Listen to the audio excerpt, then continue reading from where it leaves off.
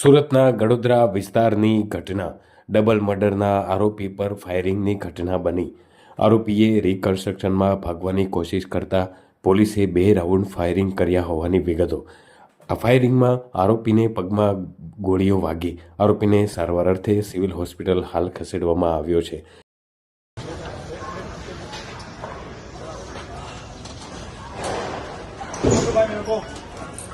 मैंने बातें गलती की, अब नहीं भागूंगा.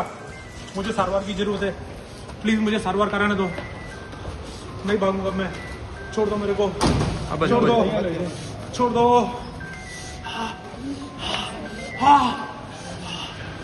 वो साहब भूल થઈ ગઈ, હવે નહીં થશે, હવે નહીં ભાગું મેં. ભૂલ થઈ ગઈ, હવે નહીં જાઉં કશે મેં. હવે મને છોડી દો, હવે મેં કંઈ નહીં કરા. ભૂલ થઈ ગઈ ભાઈ, ભૂલ થઈ ગઈ, હવે કંઈ નહીં કરા મેં. હવે કંઈ નહીં કરું મેં, છોડી દો મને.